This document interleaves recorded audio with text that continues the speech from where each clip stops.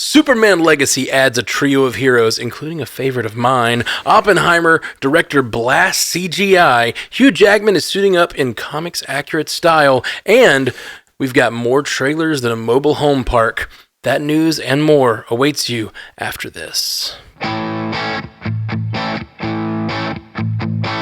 Welcome to Multiverse News, your source for information about all your favorite fictional universes. My name is Matthew Carroll. And today with me, I have our most common three contributors here, my three co-hosts here on Multiverse News. We have Haley Hobbs from Source Pages. How you doing, Haley? I'm great. Happy to be a commoner amongst royalty. A commoner? I say, what did I say? You call us common. Not. I said contributor. My 3 footstools, I believe, is what you said. Did I say? I think I said. I started to say commenter. Sorry. Okay, sure. Not commoner.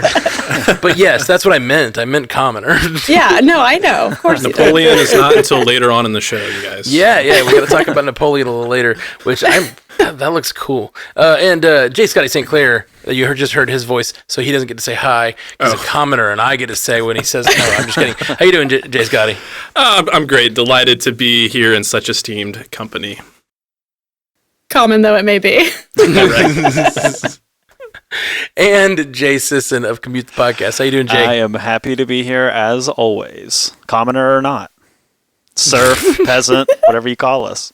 Commenter. And then I said change it to contributor. I don't even remember now. It was all a haze. I was drunk, but I'm better now. We got a lot of good news to get to. So you guys ready to just dive in, talk about all these things? Absolutely. All right, awesome. Up first, according to reports, James Gunn's Superman Legacy continues to fill out its cast with 3 new notable additions. Nathan Fillion will portray Green Lantern Guy Gardner. Isabela Merced, most known for Dora and the Lost City of Gold, is set to appear as Hawkgirl, and X-Men First Class is Eddie Gathegi joins the fray as Mr. Terrific. That's a lot of superpowered folk for David Corenswet's burgeoning Supes to contend with. Do these cast and character announcements take our hype for this flick up, and away? Man, James Gunn is just having fun. I mean, this is a fun casting list. We knew Nathan Fillion was going to get into one of these movies eventually. I mean, him and James Gunn, they're boys. He appears in all of his movies, even if it's just some kind of small role here and there. So that was coming at some point. I did not expect that it would be this early and that he would be this Green Lantern character. But James Gunn has come out and he said this is going to be a story about Superman where he's young, but he's also already in a world of superpowered people. And he was not lying because that's exactly what's happening here. But I think I think it definitely raises my intrigue in this movie, which I was already very interested in. We're still 2 years away from the premiere date, but the fact that we're talking about it this early and we're already talking about casting with excitement, it does help me get a little bit more excited and ready to move on from this old kind of DC drama and hopefully bring into something new. I think this is a really fun and interesting cast all around. Eddie Gathegi and Isabela Merced, I'm sure, are wonderful. I've seen them a very little bit, and they're good, but the headline here for me, in my heart, is Nathan Fillion. Nathan Fillion plays Malcolm Reynolds on Firefly, one of my favorite series of all time, and I love him on that, and I've been wanting him to come into the MCU, which he did pretty substantially in Guardians 3, but I was almost mad at that role because it was great, it was played wonderfully, but it kind of put a stamp that he won't be anything else in the MCU. But this is great news. He will get to be a major player in the DC universe. Those of you who are a little more DC knowledgeable, Guy Gardner kind of has a checkered history in the comics, right? He's the Green Lantern that sort of has good time. He's a hero, but he has some bad, dark times as well. I think that's more Hal Jordan who takes a turn towards the dark side. Okay, but okay. Guy Gardner does have a checkered past in terms of his reception by the audience, I will say. He tends to be a little bit more of a comedic and sarcastic Green Lantern, so some people love him, some people hate him. Okay. It's Hal Jordan I was thinking of. I'm not very up on the Green Lanterns, but I was kind of hoping that he would be one that sarcastic and funny sounds exactly appropriate for Nathan Fillion, but he can play dark too. So I was kind of like, I kind of would rather a Hal Jordan. I think that would be more exciting to me. But I'm just excited to have Nathan Fillion in any of these universes in a major role. That's exciting. Is Nathan Fillion the most universally liked person in the nerdverse? Yes. Yeah, he is. Yeah. Everybody's like, our king! Yeah. Yes. Everybody loves him. This actually isn't the first time Nathan Fillion has portrayed a Green Lantern. He's actually portrayed Hal Jordan in the past in the Flashpoint Paradox, the Justice League animated film that was circa 2013. He got to play Hal Jordan there. So Good call. Yeah. When I first saw this news, I found myself kind of surprised because we know that this is going to take place like really early on in Superman's career, and we've known that he's going to be a young Superman just kind of figuring things out. So the fact that we're getting this many like superpowered people was a little surprising to me, but the more I've sat with it, the more I think it kind of makes sense because James Gunn was very clear that this first phase for the DCU is going to be gods and monsters, so it makes sense that he would want to focus on these characters with such otherworldly powers. And I think it starts to help us know what this landscape of this new DCU is going to look like, because thinking of Guy Gardner, he's actually the third like legacy human character to have the mantle of Green Lantern. So that gives us some indication that while Superman may be fresh, the world of, these super heroic ongoings is not necessarily a new thing. And then I will say that Mr. Terrific kind of stands out to me because talking about like these otherworldly and godly powers, he kind of stands out as the like, he's more technology based. Like he created his own equipment and weapons that he uses. So he will definitely be a bit of an outlier. But I do recognize, I don't know if it's Eddie or Edie Gathegi, I think his name is, but I do recognize him from X-Men First Class. He played Darwin in that, and it was a pretty small role, but definitely an impactful role, and he definitely, lended a lot of gravitas to that role. So I'm excited to see him join the fray here. Yeah, 100%. James Gunn must kind of listen to our show because he's been dropping all of this casting like, an hour and a half before we go live.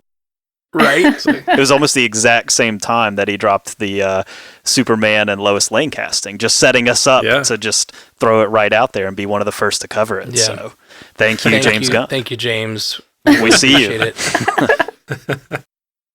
Our buddy Jim over there dropping, I don't know.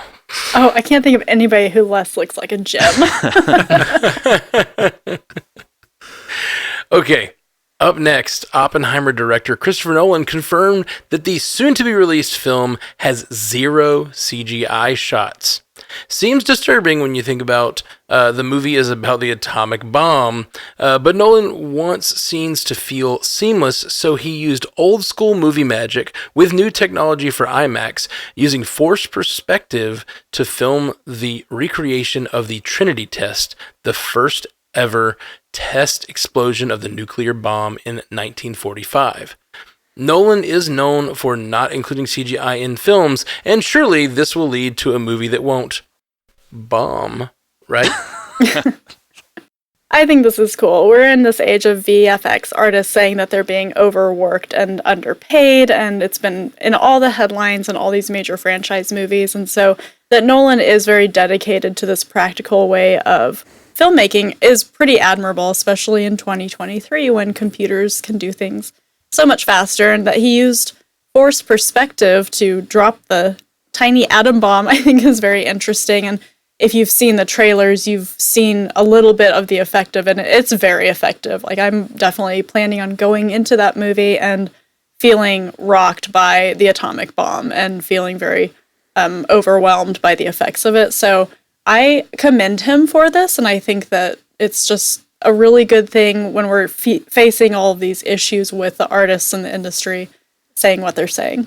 Yeah, he has come out too and talked about how you will be able to really feel this scene. Like, you'll be able to feel the explosion sitting in the theater, that they've synced it up with the sound in a way that this is a very important part of the movie making experience to him. It's not just the film, but it's the immersion of the film and the CGI or lack of CGI, I guess in his case, and the sound and all of that coming together in a certain way. If you've seen the viral shots going around of the IMAX film reel of Oppenheimer, I think it weighs about 600 pounds. It's gigantic. And that's a testament to the craft of the man. But I think it's funny to see the marketing for Barbie and then see the marketing for Oppenheimer, that this is the marketing for Oppenheimer. They're like, well, we don't use any CGI and our IMAX reel is really big, and you'll be able to feel the vibrations from the bomb in the movie theater. All right, go see Oppenheimer. Goodbye. Our reel is bigger than your reel, Barbie. Like, Nolan just feels like a hipster filmmaker when I hear him describe all these things. Like, it feels like I carry around this big equipment that can achieve very similar things to the other thing. Like, I understand, and I actually am astounded by the filmmaking of this. Like, forced perspective is amazing, and doing this all practically in camera is, like, insane. And I love that idea, but it does kind of feel like that whole, we didn't use anything modern in this, feels very like it feels very vintage, retro, hipster, like. But he's putting it on IMAX, which is like the biggest technology, like the highest form of the technology, which is just kind of funny. This is why the Barbenheimer meme is even more funny. Like, this makes it more funny, is that people that it's such a joke to so many people. There's a story that came out this week that AMC is reporting that at least 20,000 of their members have bought double feature tickets for this movie to see it in the same day. So it's great. Already taken off, and all of this, like, we didn't use CGI, we take it super serious, it just makes it more funny. I'm sorry. It does. It really feels like two different tables at lunch or something. Like, it's like the jocks and socias at one table and like the nerds over there talking about Oppenheimer, and like we're going to watch a film festival of both. I love it. I saw a meme on the internet today. I should have sent it to you guys, and it was like, every 15 years we have to make a choice, and it was Jaws 2 and oh shoot. It was like these double features kind of like this, and it was very funny. It was like Jaws, and Hocus Pocus was the next one against something else. And then the next one I thought wasn't very good, but that was Barbie and Oppenheimer, and I was like, that's hysterical. That's great. When I first saw this headline, my first thought was, Christopher Nolan's going to be grateful that we finally have a story where we don't talk about Barbie. We can just talk about Oppenheimer. But I should have known better. I should have known better that, Barbie was going to... We could talk about Barbie. I watched the Margot Robbie Ryan Gosling puppy interview with BuzzFeed today. Always worthwhile.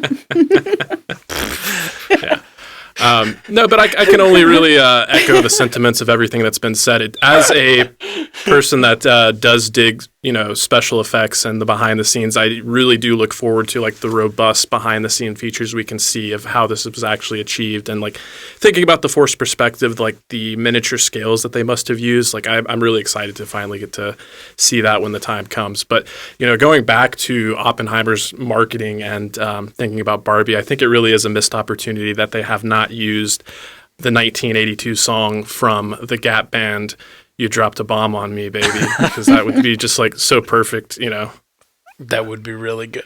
You know what's funny about it is that Oppenheimer doesn't even have to do any marketing, because the Barbenheimer stuff is like doing it all for them. Like, they don't have to put any more money into this, because the internet has created it with the Barbie marketing stuff that's come out. The only marketing that Oppenheimer does is every week they just release another picture of Cillian Murphy, and he's just like, his hair's all messed up, and he's got like a 1,000-yard stare or whatever, and they're just like, Oppenheimer. Like, that's the only thing they do. They're just pop another one up there, make him look like he's struggling with this emotionally.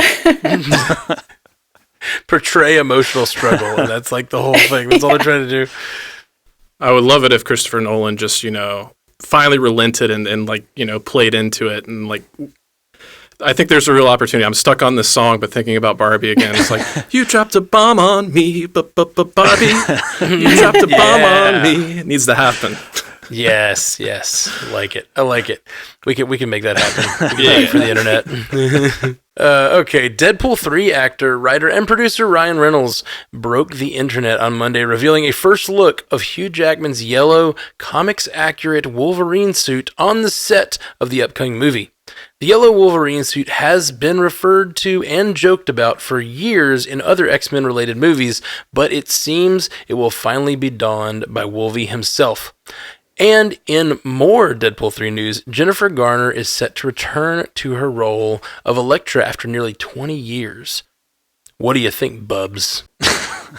Okay, I'm going to take this opportunity to kind of get on a soapbox, and I may get some flack for it, and this may not be the take people were expecting, but as much as I'm excited to see Hugh Jackman come back, I was always a little disappointed because, like, this is Deadpool's first foray into the MCU, and I've always I thought it would be a nice opportunity to get a new actor to play Wolverine, especially with, like, the incredible swan song that Logan was.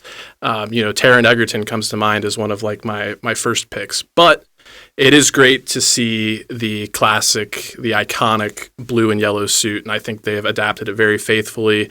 Much like, the Deadpool suit has, even though we've seen some changes with that with the Deadpool 3 iteration. But the news about Jennifer Garner really sticks out to me, and that's kind of what I find myself focusing on, because it kind of renews my interest a little bit, because I think that just solidifies the fact that, like, we know that some members of the TVA are involved as well. So that really gives me hope and confidence that even though this is connected to the MCU, it's going to be doing its own thing. So while Hugh Jackman can pop up and be Wolverine, it doesn't necessarily mean he's going to be the Wolverine for the MCU going forward. And there's still an opportunity for a newcomer, or, just a somebody that can play the role for longer to step in. And like I said, like, Jennifer Garner, that Elektra movie was not very good. I may revisit it just to see how it held up with this news going on, but I think, it's perfectly fitting for Deadpool, like, kind of poking fun at some of these outings in the past that were not so successful. And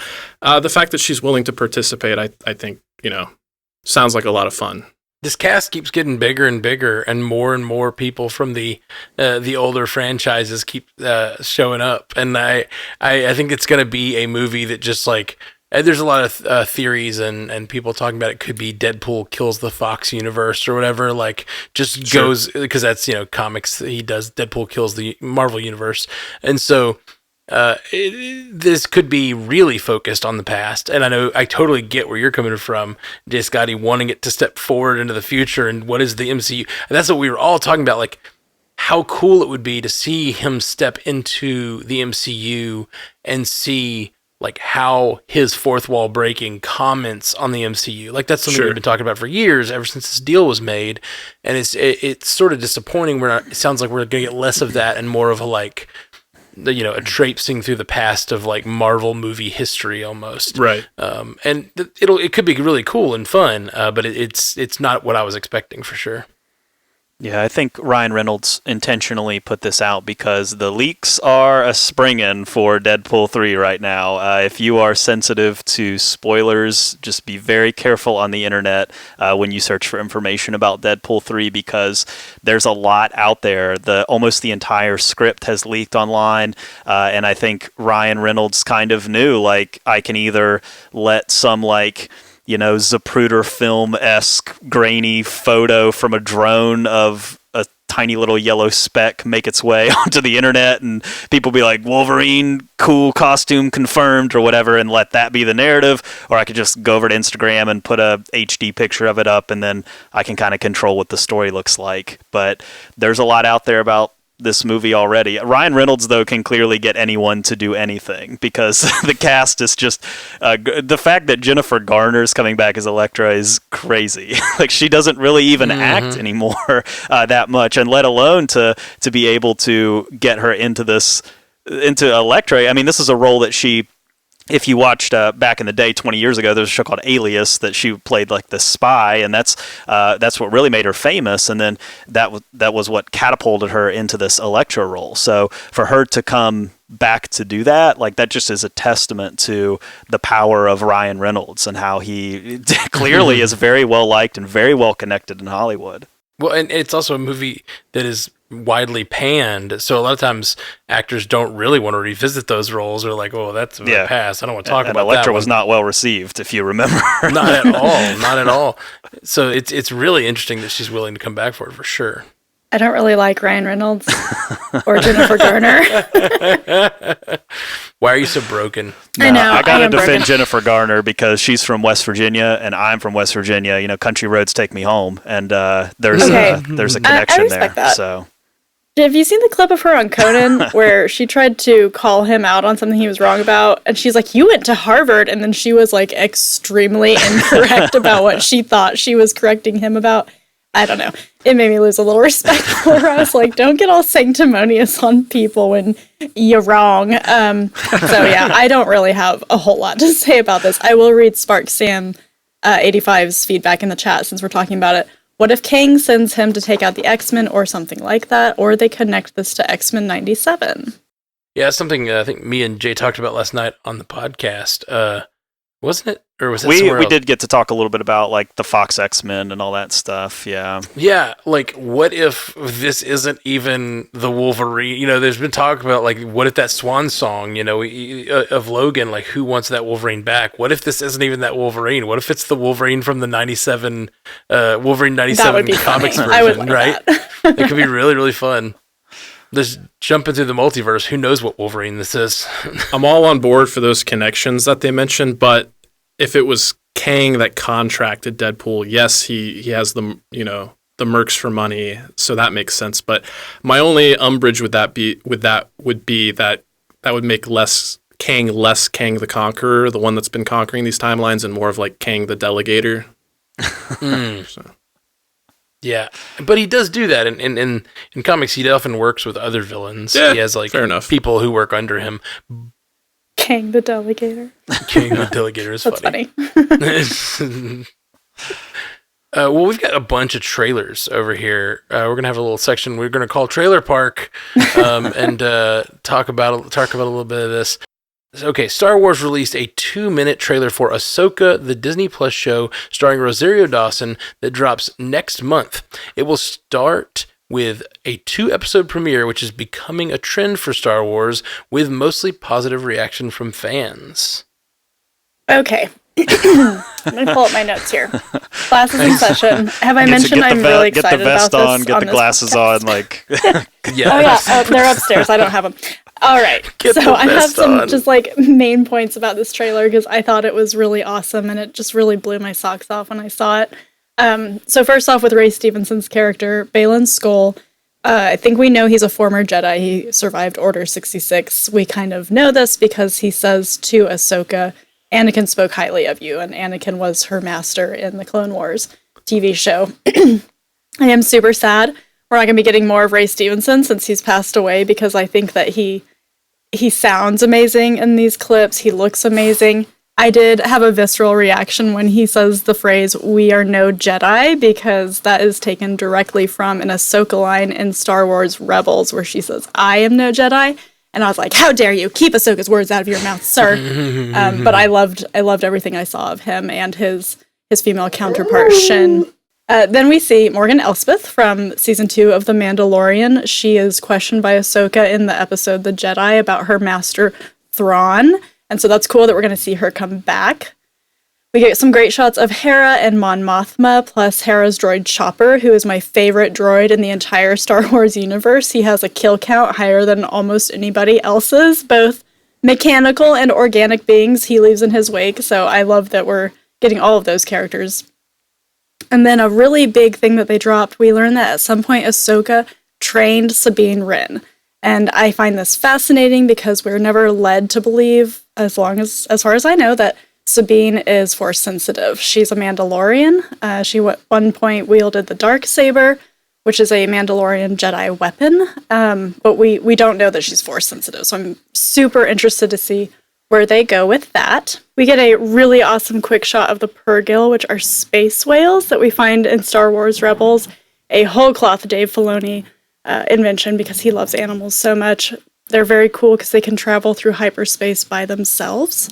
Ooh. We also have, and this is a money shot of Thrawn from the front. We see his face. Lars Mikkelsen looks fantastic. They're doing practical effects, like we were talking about with Oppenheimer.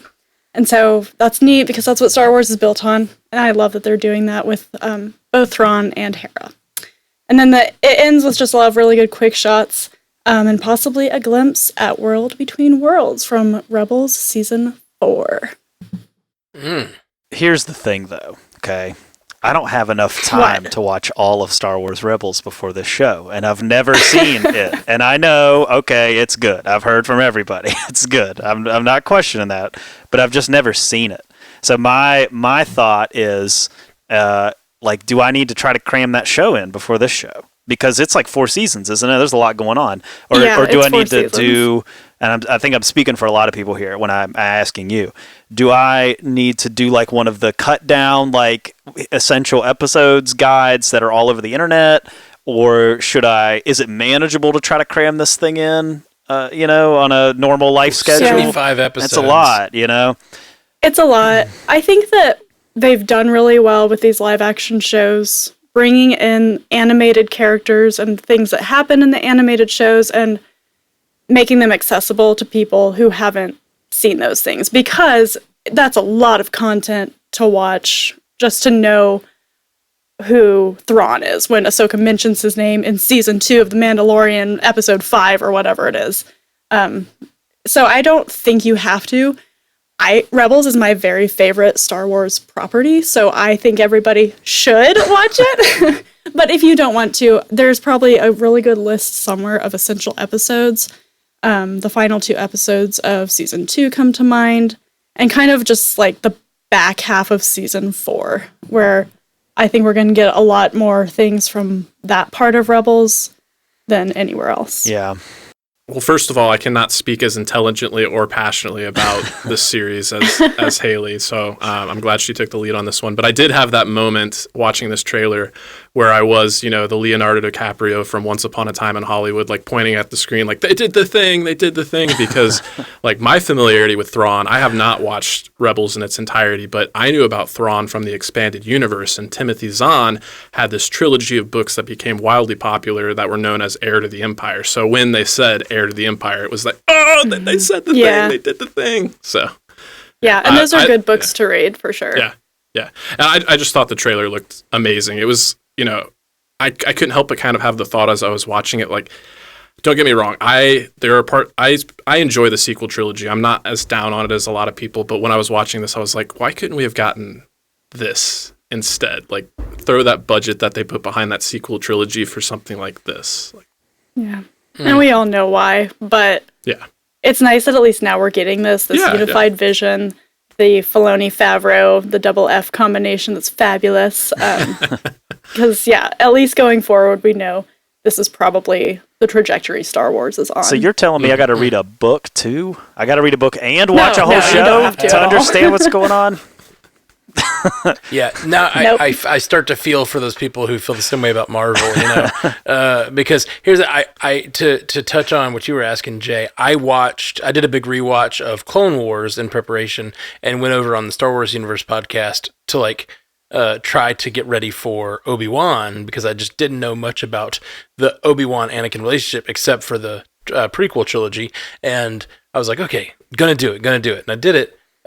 And I don't think I got anything else out of Obi-Wan because of it. Like, so much of the show was so much more, even though clearly there's through lines from Clone Wars. Yeah. So much of the show was only referential of the prequels and the original trilogy. They weren't really referencing much of what happened in the extended content at all, really. And so I kind of expect the same thing from this, even though I will probably try to do the same thing for Rebels that I did for Clone Wars. And everyone tells me it's like Haley said, the best Star Wars property. So I want to see it, but I keep wanting to love Star Wars because so many of the people I love, the same things they love Star Wars, and I just don't have the same affection for it. So I keep trying, and I keep kind of going like, that was okay.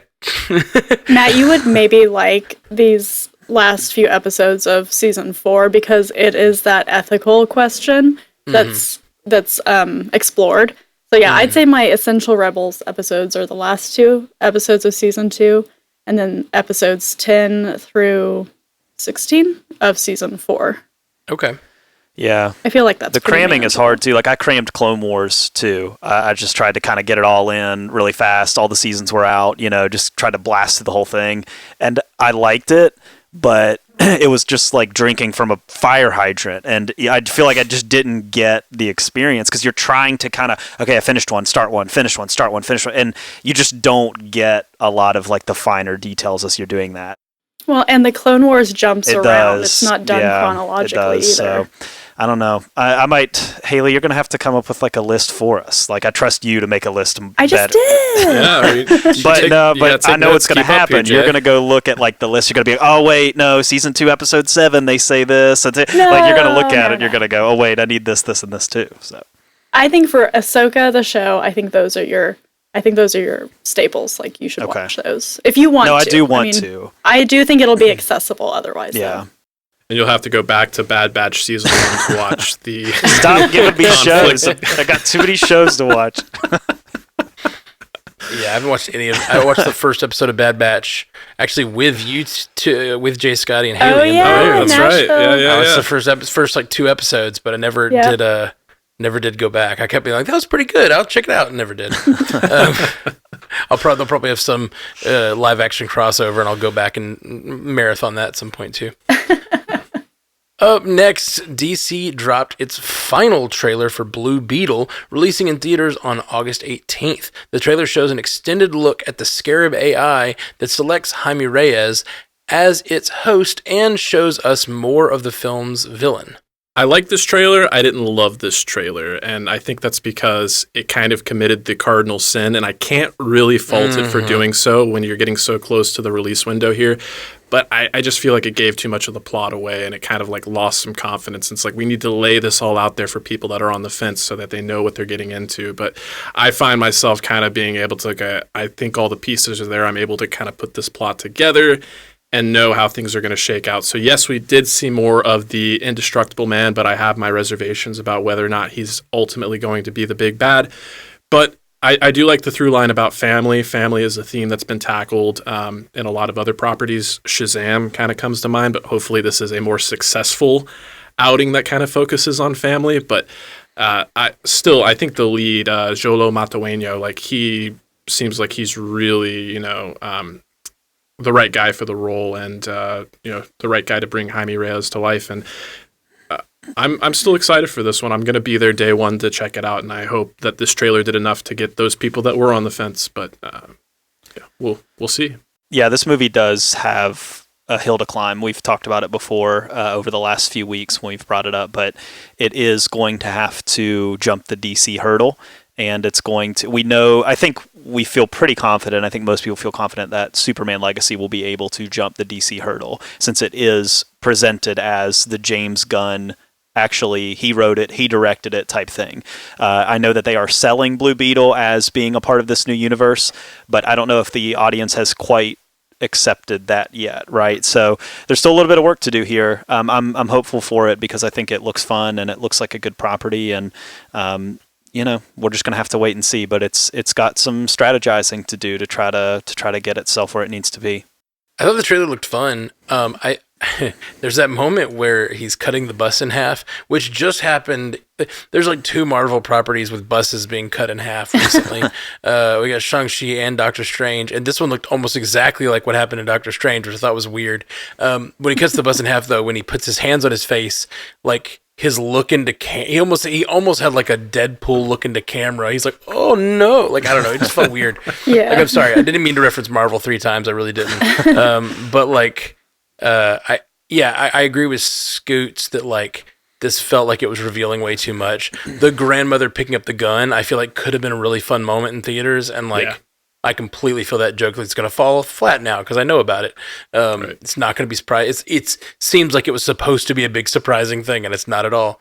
So I don't know. Looks good. Looks serviceable as a action movie, but like that word, serviceable. Yeah. That sounds like you're planning on catching it on Max a couple months later. Yes, I think it's probably which is exactly the problem. Yeah. Well, and I just keep going back and forth because like you were talking about being successful and how it has to get over that James Gunn of it all and like all this stuff. And is it or is it not in the universe? And I just think about like, what is the mechanism that makes these movies successful? And we've talked about this a lot, but it's like, I don't think the successful or not depends on the people who are really familiar with all this background drama. That is such a small portion of the population, I feel like. But what it does kind of depend on is those people liking it enough to spread the word and tell their friends and family to go see it. But like, if the trailers are fun enough and if it's interesting enough to people, I think it can get over that hurdle just by being an interesting movie and having good trailers, which I think it has. The one thing this was my one take on it that I thought, and then like I'm realizing it's another Marvel reference. I'm sorry. But speaking of cardinal sins, yeah, the whole like he's a guy who's in a suit that has its own desires and he can kind of control it and kind of not, and like the fact that this trailer that he talks to it a little more and you kind of get that sense. It feels like Venom. Don't say it. It feels like a Venom thing with like technology instead of symbiote, and probably a less interesting Venom because Venom has its like really kind of interesting and funny personality and kind of dark, whereas this seems like it's going to be a little more Jarvis-y. There you go. Hat trick. That's more than a hat trick, but 5 Marvel references for this movie. Sorry, guys. You didn't say Iron Man, so that's okay. Yeah. Everybody's so down. I'm looking forward to it. Still, I do agree this trailer wasn't my favorite. I thought the teaser was way stronger of a trailer. Got me really hyped for it, but I think it is doing what Jay said. It's battling things. It's battling what happened to the Flash, and they don't want it to do that, which I understand. It's going to be in August, so maybe it won't have as much of a box office issue to deal with like these June and July movies have had, but I think it looks really fun, and I'm still very much looking forward to seeing it. Up next, we have Secret Invasion star Kingsley Ben-Adir, who plays Gravik, will play reggae icon Bob Marley in the biopic One Love, coming to theaters on January 12th, 2024. This trailer is very interesting. I think it's going to spread a really nice message about peace and love, and I think that's obviously what Marley was all about.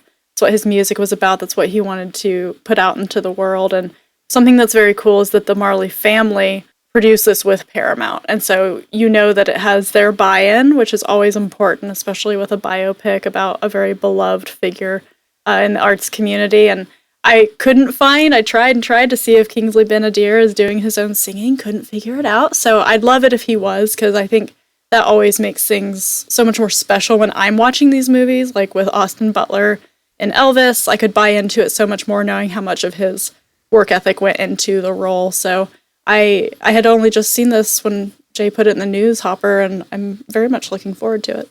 Yeah, I think this trailer looks great. I found myself tearing up through part of the trailer, and I'm interested in how it will tackle the idea of peace and defiance, because like those two concepts are so antithetical in a way, because it's like when people are being oppressed in this movie, there's clearly oppression happening. I don't know much about this time period or this conflict that he's in the middle of, and I didn't expect it when I saw it was going to be a music biopic. I was like, oh, cool, and I was like, oh, this looks like it's going to be a little more than a music biopic.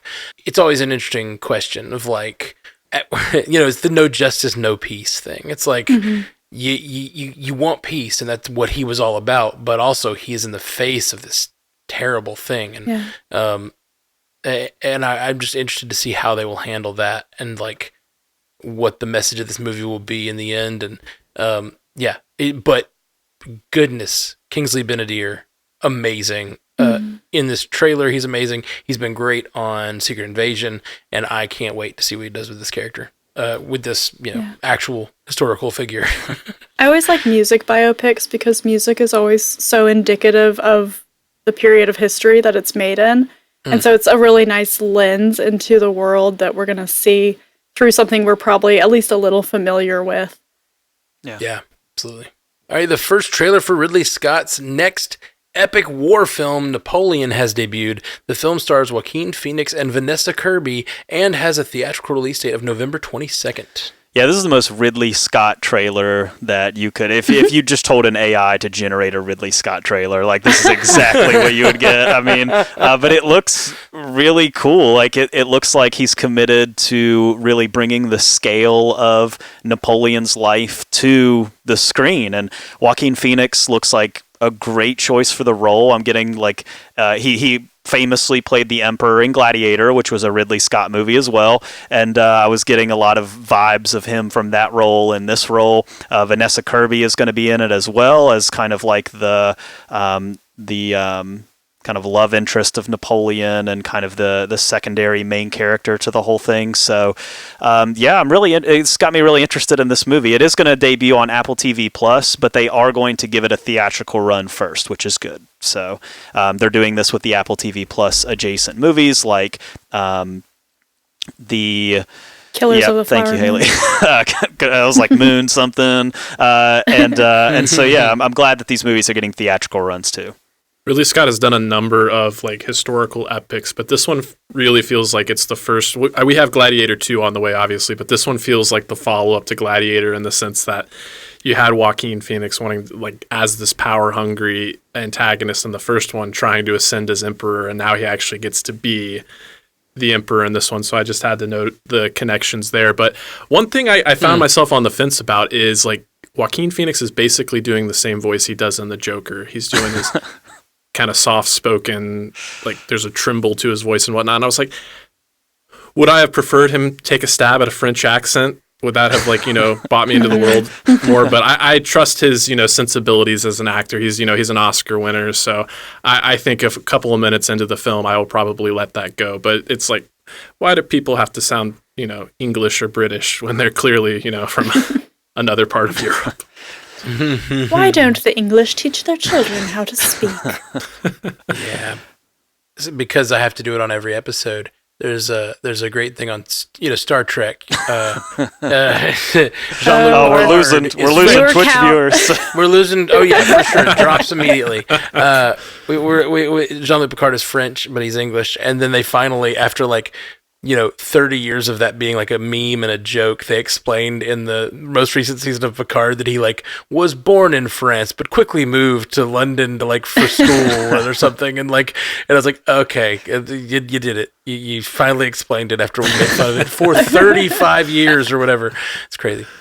Hey, if people didn't know what I was referring to, it was My Fair Lady, by the way. Some people might not have caught that reference. Pedro Pascal's in Gladiator 2, by the way. I don't know if you guys know. Ding! What? He is? Oh, heck yeah. Wait, you really don't know? I mean, come on. I don't know. It's been a long time since I've seen Gladiator. We talked about that 18 weeks ago. Sorry. Didn't remember that Back either. when we were getting points every time we talked about Pedro. Well, my thoughts on this trailer, I think, just got to your point with his voice, I think it's a bigger thing. I feel like most of Ridley Scott's kind of period pieces, they tend to sort of at least try to be a little period-y with their dialogue. This one does seem to be doing something a little different with, the characters just seem to be speaking in modern dialect a little more. And I'm wondering if that's, just a choice he's made. Not that they're really speaking in old ways, but sometimes it just feels like they're speaking in almost Shakespearean ways, and some of these movies.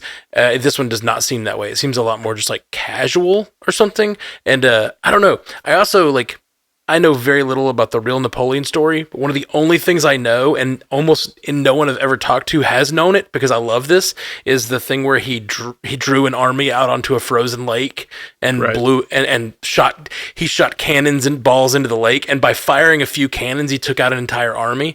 And I think that is so that military strategist. That's such a cool idea, and it's so it's so weird, and you'd think of it, but you'd never actually do it. But he did it, and I'm kind of excited. This movie's actually gonna put that on screen because people will know about it. And I always thought that was a really cool historical moment or whatever.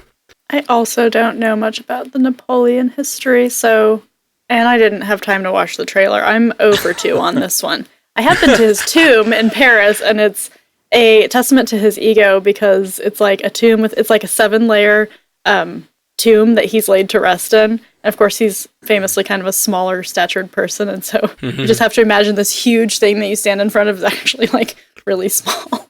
I'll do a Napoleon cast later in the week. I'm a world history teacher. I got my Napoleon PowerPoints. I'll get them out. We'll do the whole thing. It's just Nice. And I don't know why. I think probably because everybody talks about the Napoleonic complex, and often that's like a villain thing or like something, I always think of Napoleon as sort of like a nefarious character in history. And also just anyone who tries to world domination doesn't seem like a great thing. But like this trailer seems to be setting up as the hero of at least this part of the story. And I think that's interesting. I don't know, like give me a different take on Napoleon than I kind of have in my head. Yeah, it is interesting. We've had, like historical figures like Christopher Columbus comes to mind. Like he was celebrated for so many years, and then we kind of like retroactively realized what a tyrant he was. But Napoleon has always kind of been held in that regard. It's like, yeah, he's celebrated for being this brilliant strategist, but he was also a tyrant, and he was also kind of like cuckolded. Is that the way you say that? Cuckolded? I Cuckolded? So. He was a cuckold to this woman that's being portrayed by Vanessa Kirby. I think it's Josephine.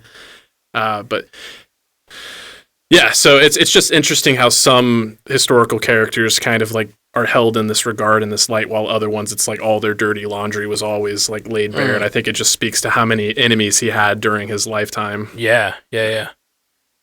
I'm fascinated, and I'd love to. We should definitely cover this somewhere. And Jay, you should be on since you know a lot about Napoleon. Like, we should talk about this somewhere. It's cool.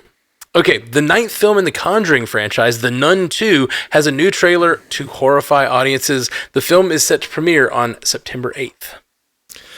When it comes to the Conjuring verse, if you will, I think it's pretty hit or miss. And the one thing the Nun films have done repeatedly is they are kind of the masters of the jump scare in their trailer. So they continued that trend here. It was a great jump scare. So I do think the imagery and atmosphere associated with The Nun is pretty well done. The first film wasn't super, super memorable for me. But I guess what kind of stuck with me this time around is Taissa Farmiga returning, and she's the younger sibling of Vera Farmiga, who has appeared in a number of the Conjuring films alongside Patrick Wilson. I'm going to forget the name of the couple, but they're like the paranormal investigators with the whole closet with the room with Annabelle and everything like that. So seeing Taissa kind of have like grown up on screen, she's looking more and more like her sister. And it seems like she has the same level of talent. So hopefully this one will be better than the first one. I will probably hold off until I hear what the word of mouth is on this one. Not only are they good at jump scares in their trailers, but they're also good at jump scares for people who don't want to watch their trailers, like me, who nearly had a heart attack whenever The Nun came out. And on YouTube, they put these ads where it was like just your volume button, and it was going up and down, and you're like, what's going on with my volume button? And then all of a sudden, The Nun would just be like, come out of nowhere, and about made me, have a stroke. So let's tone down the jump scares for people who maybe aren't interested this time around. It reminds me of those videos that you used to send around the internet back in like Yes. Exactly what I was going to say. E-Bombs world, where I'd be like, listen closely for this strange paranormal thing, and you'd like zoom in, you'd be like really close, and you're listening for like, listen to what the ghost says in the background. It's crazy, and then it's just like, big face jumps on the screen and it screams. Yep, I woke up the entire house screaming at one of those one time. I was thinking of the maze game where it's like make it through this maze without touching the walls, so you're like super zoomed in, and then they show you Reagan from The Exorcist, and she's like, oh man, no, I had to do that. It's really good. There's another form of those that I like better, of those videos where it's kind of the same thing, like listen closely, turn up your audio, and then it says, welcome to this porn site, like really loud. Like, and there's just like, you do it in you send your friends while they're in the office or whatever. It's just like, It's amazing. Up next, we're going to talk about our Spotify poll for last week. Our question was, what upcoming Marvel property do you think Doctor Strange will appear in? And you guys, like we said, Agatha Coven of Chaos was that first choice with 65.8%. But I found it interesting that the rest was spread pretty evenly. Like Blade, Brave New World, Loki, and Fantastic Four all got a few votes. Yeah. Top one being Loki at 12.3. I just think it's interesting that and I can see it, like Blade makes sense. Brave New World makes sense because it's kind of an Avengers style movie. Loki absolutely makes sense because you can go anywhere and do anything. And I think Fantastic Four is an interesting choice. Like 5 people voted Fantastic Four, and I don't think of that one being one that would. I'm one of the 5, and here's why. Yes, please. Loki's wrapped. It's done. There's a trailer ready. It's hitting in a couple months. Okay. Agatha has finished filming. All right. Now that doesn't mean they can't go back and add another scene. All right. They can definitely go back and add another scene. I think content-wise, definitely makes the most sense for Agatha for sure. But that's the reason I chose Fantastic Four, because I was like, what movie? Because Brave New World is filming now too. So I was kind of like, what movie is like gonna start filming probably next year, but has not started yet? So that's why I chose Fantastic Four. And maybe the other 4 people with me had the same thought process. Yeah. Deadpool 3 wasn't included in the poll, and I still think that could be a candidate. It's in the middle of filming right now, but I'm kind of with you, Jay. Outside of like the movie insider like perspective when it comes to Fantastic Four, I think it also makes a lot of sense knowing that we're still headed towards Secret Wars, and Doctor Strange and Doctor Doom were kind of like cohorts in the new iteration of Secret Wars that we got. Plus, Doctor Strange is a magic guy, while the Fantastic Four are primarily associated with science, but Doctor Doom is a magic guy, and this is the multiverse saga. So Doctor Strange is currently dealing with incursions. The John Krasinski version of Reed Richards spoke up to speak on his knowledge about incursions and the multiverse. So the more I think about it, I think that one does actually make a lot of sense. Yeah, that's a good point. Those are great points. All right, up next, let's run into the lightning round. You guys know how this works. I'm going to say a story. It's kind of just the headline instead of a full story, and you guys get to buzz in using your names to claim the response to that story. Every story just gets the one person responding unless someone uses their single everybody. One rebuttal each round, each of the rounds. Okay. Each of the full lightning round, so that way we get through these stories a little quicker. That's right, whatever I say. Commoners. Best-selling. Way to bring it full circle. All right, up first in the lightning round, best-selling graphic novel and webcomic creator Nathan Pyle will see his creation come to life on Apple TV Plus with the debut of Strange Planet in August. Rick and Morty and Community co-creator Dan Harmon serves as executive producer for the 10-episode adult animated series. Haley. Beat you, Scotty. They keep making things that make me want to get Apple TV Plus, because this is definitely one of them. I love Nathan Pyle, and I love his little webcomics. They're so spot on, funny, smart. I'm always like, I'm relating to this little tiny bald alien. He's me and I'm him. And if it's going to be something like that, then I'm definitely in. I'll use a rebuttal on this one. That's fair. I stole your medium. No, it's all good. I'm glad that you kind of spoke on it. But I have not read any of the graphic novels from Nathan Pyle, but I definitely recognize his comics from like social media. And I just think that's kind of an interesting thing. Like he's one of these first ones that really comes to mind in terms of like cartoonist who like they didn't get their start in like the funny pages of like a well distributed newspaper. They cut their teeth on social media, and I just think that's really interesting there. But also with like Dan Harmon's involvement, the only person on the voice cast that I recognize at all is Daniel Pudi from neat. Yeah, from Community. So I think he's kind of perfect to portray an alien. And yeah, the comics are, very relatable, very kind of just like embracing the mundane nature of life, but how absurd some of the little things that are just like part of our society really are if you were to look at it from the perspective of an alien. So in that regard, I give kudos to Apple Plus TV for like, they seem to be one of these streaming services that are really willing to like take chances and make investments a little bit. I think some of the other big players have become a little more hesitant to do that. So it's keeping me paying my $5 or $6, whatever a month it is for Apple Plus TV. Apple TV Plus. I think pound for pound, Apple TV is. I shouldn't be responding. I guess I'm using my rebuttal. The system's broken. Apple TV Plus is pound for pound like one of the best. Everything they put out, I've enjoyed. Like I haven't had a show that I've really disliked on Apple TV Plus. And there have been a number that are like some of my favorites. So yeah, I will definitely check this out. And I love Dan Harmon. So I respect the rules, so I'm not going to say anything. Yeah, right. Jay's a rule follower. I have a code. Okay. I have a code. I love that so much because like the whole trope of having rules, obeying the rules versus having a code is like you don't care about society's rules, but you do have a code that's just based on like real ethics of deep down, you know? And like I love that your ethics of deep down or that you don't say things and extra things in the lightning round, like somehow that's like part of your just like internal morality is that you don't speak on more things in the lightning round. I love it. Yeah, except it's not true. Doesn't have to be true. Okay. All these are fictional stories around here. Every word is made up. And so are my promises.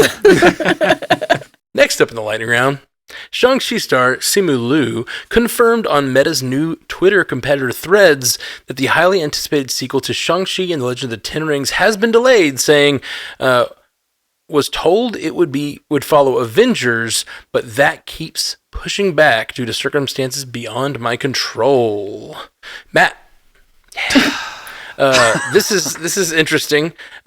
Just the idea, like I hate it. It's kind of this result of they've put out a bunch of new properties. Like a bunch of number ones have happened, of all of these movies. And now they're pushing back their flagship that's supposed to combine them all. And that means all of these characters that got introduced, Shang-Chi, Werewolf by Night, just all of them. Like so many origin stories in Phase 4 are not going to get their second part for so long because of these pushbacks. And that makes it hard for audiences to connect when we're so used to characters coming back after a year nowadays or 6 months or showing up in TV shows. And now it's going to be like 4 or 5 years before we see these characters again. Shang-Chi was amazing. And it's already been, 2 years? And it's going to be another 4? God, yeah. It's terrible. I got to respond to this one to say that, I mean, in my view, I thought Shang-Chi I think Guardians is probably my favorite movie from Phase 4, but I think it's the second best movie from Phase 4. I thought it was a great introduction. Simu Liu is fantastic. People love him. The world building that they did was awesome. And to have to keep kicking that down, like, I don't get that decision. I feel like you got to strike these properties when they're hot. And he seems like he should be a core character in this universe moving forward. So this is disappointing to hear for sure.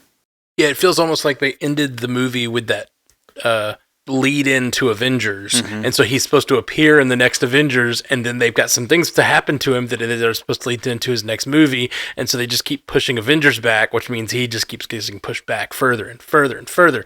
And it's terrible. I'll chime in on this one as well, just to kind of maybe soothe the pain a little bit. Like towards the end of the article, Simu Liu did indicate that while it might not be a Shang-Chi sequel forthright that we're going to see sooner rather than later, he did kind of hint that you'll probably be seeing the character of Shang-Chi interacting in the Marvel Cinematic Universe sooner rather than later. Good. I'm betting on the Marvels. I think That'd be cool. He'll show up. I really do, because of where we last saw him. Okay, up next in the lightning round, where everyone is out of rebuttals. Are they? No? No. Oh, Haley's got a rebuttal. I can tell by the eyes she shot me. She has a rebuttal. I do have a code. Up next, it was another disappointing week in the box office with Insidious: The Red Door opening to $32.7 million domestic box office, taking the top spot away from Indiana Jones and the Dial of Destiny, which only brought in $26.5 million domestically in its second weekend. Jay, Yeah, I mean, we said it was going to happen. That B+ cinema score, that's what it means. It means that there's going to be a steep fall off from the opening weekend. So this is definitely continuing the trend from last week that we talked about with Indiana Jones. This is very good for Insidious, though. Horror films are in a really cool and interesting place if you're into that genre. They're doing really well at the box office, and horror movies tend to have very low budgets. I think this budget for this movie was very low compared. We're used to seeing these budgets be like 150, 200 million dollars for these like huge action-packed movies, and a lot of these horror films sneak in to theaters with like 15, 16 million dollar budgets, and then go out and draw huge crowds. So I think it's a really exciting time to be a horror fan. You're seeing levels of success. You're seeing fan bases being built. This movie did have a connection to a franchise that obviously helps. Also, I don't appreciate the trailer that keeps being shown to me of him in the MRI scan and then the ghost coming up and attacking him. I feel like that's kind of encroaching on my territory a little bit. I don't want to see that while I'm trying to, watch TV. But overall, I think if you love horror, this is a cool time to be a horror fan. Very cool. Up next, the faith-based movie about child sex trafficking, The Sound of Freedom, made headlines after earning $40 million in its first week of release and placing third at the box office. Despite high-profile, big-budget competition and controversy surrounding statements from its lead, Jim Caviezel. Scotty. Yeah. I thought this one was pretty interesting because coming off of the last topic we just tackled there with the poor returns at the box office, like this movie had a budget of like $14 million and it made $40 million in the first 6 days of release. And like, that's pretty impressive, but it's not been without its controversy. Like, it is a pretty difficult subject matter. I don't know if I'm going to see this movie. I'm leaning towards probably not, even though I have heard from reviewers that are somewhat, as objective and unbiased as they can be. Like, they've said it's a very moving film and a film that probably needs to be seen, but it is a difficult viewing experience with the subject matter that's being tackled. But I do think it's a little bit of a shame that, Jim Caviezel's prior comments, and kind of in support of some conspiracy theory groups out there. I'll let you look that up for yourself. Just the fact that it's going to mire this film in any way. And I really think that just like goes back to these production companies, no matter how big you are, when you attach star talent, you really need to do that vetting process and see what kind of baggage they're going to be bringing with them. The other aspect of this story that I thought was really interesting, particularly with the numbers that it pulled on July 4th, a lot of headlines were indicating like this movie actually outperformed The Dial of Destiny on July 4th, which is absolutely insane that a small movie like that would do this. But how true that is kind of remains to be seen, because this movie has implemented a very interesting like marketing and ticket strategy where it's got this, with Jim Caviezel having popped up in the film Pay It Forward, they're offering this program where people can pay it forward and pay for people that may not be able to afford to go see this movie. They will buy the ticket for them, and all they have to do is basically go to like through this website to get the will call and redeem the ticket and be able to go. So whether or not those sales impacted the numbers that we saw on July 4th, I think we'll have to wait a little bit to see how exactly that all shakes out. But I think, maybe big budget studios could learn a thing or two about taking a more unconventional approach when it comes to raising awareness about your films, because the current approach doesn't seem to be working more often than not with the numbers we've seen here lately. I'll use my rebuttal to say that human trafficking in this country is definitely not talked about in the way it should be. I live in the middle of the country, and it's actually, because of where I live, I'm around so many major interstates and highways. We're a crossroads for this kind of thing, and sometimes when I'm out and about, I try to put my mind in this place to remember to keep my eyes out and not just ignore the people around me, which we all just tend to do these days. It's easier to worry about yourself, and worry about yourself is a pretty good way of thinking a lot of the times in terms of, don't be putting all your beliefs on other people, but be looking out for your fellow man, because this stuff happens just every single day in every state in this country. And it could be as simple as you noticing something that looks really off and just taking it upon yourself to try to help. Not all heroes wear capes. Sorry to drag it down, but it is important. No, I'm glad. Needed to be said, so thank you. All right. Up next, a deleted scene confirming the High Evolutionary's fate was released, showing that the widely hated villain is indeed alive, if not 100% well. This is a different ending than most Marvel's villains receive. Haley, I think this is really cool that they did this, and I put widely hated in there because I think everybody hated the High Evolutionary, and that is what James Gunn wanted you to feel. And so now we have a villain that I think everybody universally dislikes, and he's still around. And so the potential for the stories with the High Evolutionary, especially moving forward with the mutant stories we could have and the way he likes to, quote, improve society and improve beings, I think could still be really fascinating. So James Gunn left the Marvel Cinematic Universe, but he kind of left us this gift of this awful villain that we could still continue to use in the future. We've lost so many good ones already, and now we get to keep one. Still think they should have killed him. Up next! Hey, that's a rebuttal. I had to slip it in. On Monday, SAG-AFTRA officials laid down groundwork for the impending strike, saying members of the guild would not be able to do any press or social media promotion should a strike go into effect. Actors will be allowed to attend Comic-Con, but only if they don't participate in a studio-run panel or press event. The union is advising against any participation, however.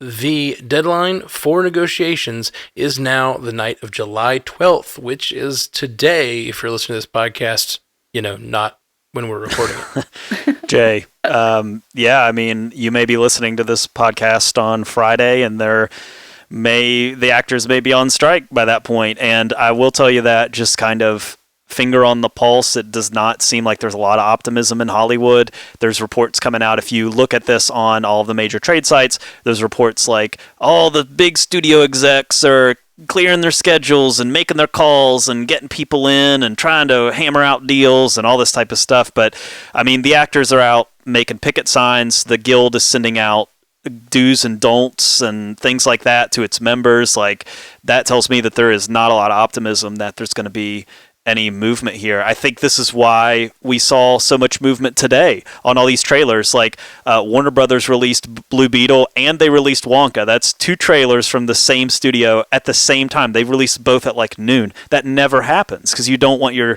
don't want the trending topics to be cannibalizing each other. So then you got the Ahsoka trailer right in the middle of it, and then you got all this type of stuff just coming out at one time. You got Ryan Reynolds throwing up pictures of Wolverine. Like, I think a lot of that movement happened because they're trying to kind of get ahead of this impending actors strike. I'm sure this is something that, if it happens, that we'll be talking about in the coming weeks. An actors strike paired with a writer's strike is really the worst case scenario as far as creating content and seeing the moving of content happen. Like, this is kind of as bad as it can really get. I mean, you're going to see productions that not only have been finished get delayed now, but you're also going to see productions that are supposed to start in some capacity not be able to start at all. A new trailer for Suicide Squad Isekai dropped, an upcoming anime series starring Harley Quinn and the Joker. It's made by Warner Brothers Japan and Wit Studio. Scotty. I knew it. We didn't get a lot from this trailer. It was about a 49-second trailer, but my main takeaways were that the animation style looks really, really cool. Wit Studio, they're known for a number of projects, but I would think most notably here recently, it has been Spy Family, which is a wonderful, wonderful anime. It's got a great mix of action, also family shenanigans, and it's just absolutely hysterical. There have been few shows that have made me laugh out loud consistently as Spy Family. And the music, we saw Harley Quinn and the Joker kind of riding around and doing their maniacal thing, but the music really kind of gave it this more positive, upbeat vibe. This is going to be a lot of fun. So I will be waiting for this one with bated breath. I think it looks really, really good. Yeah, man. Well, that brings us to the end of the lightning round, my friends. We have done it again, another episode of Multiverse News in the books, and we started this week thinking, man, there's not much in the doc yet. There's just not many news stories, and then, as Jay said, so many things dropped here in the last few really hours and today. So it was an exciting week here. So thanks for joining us, everybody. Let them know where they can find you online. Haley Hobbs. Yeah, find me at Source Pages, where we read comics and novels as primers for all the geeky TV shows and movies you love. we just finished our Secret Invasion primers, and we talked about Secret Wars earlier. We're probably going to continue our big deep dive into Secret Wars while we have a break. Sweet. And J. Scotty St. Clair. Animation Deliberation is your destination for all things action and animation. So check out everything we're doing there, wherever you get your podcast, Animation Deliberation. So much rhyming in that one. I liked it. And Jay Sisson.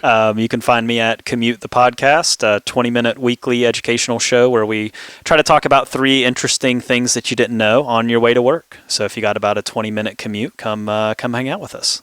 Awesome.